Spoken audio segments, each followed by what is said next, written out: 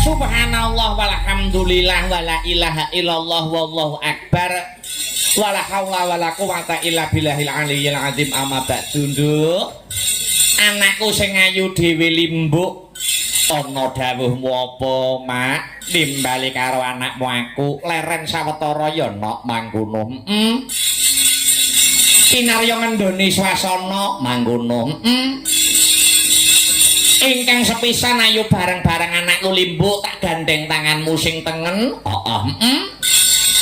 bareng-bareng ngunjukake rasa puja lan puji syukur ingkang jero kunjuk marang Gusti ingkang murbeng dumadi Allah Subhanahu wa taala Tuhan yang Maha Esa Hyang Widiwasa mangkono mak penyebabe aku kang sarta kowe sak rombongan bengi iki isih pinaringan ya kuwi keberkahan kang sarta kenikmatan saka Gusti Allah. Becik nikmat sehat, nikmat sempat, nikmat iman. Ya. Muka saka yen tanpa nikmat peparing saka Gusti Allah, aku kang sarta kowe sak rombongan bengi iki bisa manunggal ingkang sarta tetunggalan ana pahargyan adicara bengi iki no. Mangkono ya mak. Kapara nyata nggih. Lah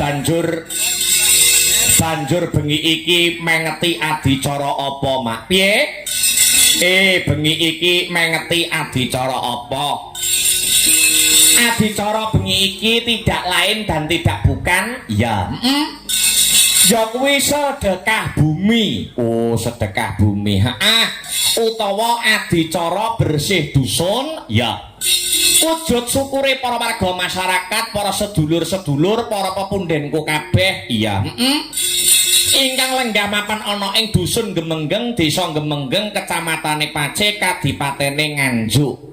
Mangkono. Iya ngestokake dawuh. Mula awake dhewe ning kene ora bisa matur ingkang maneka warna, bisane mung ngaturake panuwun ingkang tanpa upama mangkono. Ngaturake terima kasih yang sangat banyak. Kunjuk marang sapa wae mak ingkang angka setunggal inggih menika kunjuk dumateng Bapak PJ Kepala Desa inggih menika Bapak Sakur. Iya. Kang sarta Bapak Ketua Panitia Bapak Juwita. Iya. Kang sarta kula ngaturaken panuwun ingkang tanpa pepindhan kagem sedaya panitia ingkang boten saged kula sebataken setunggal mbaka setunggal. Mangkono.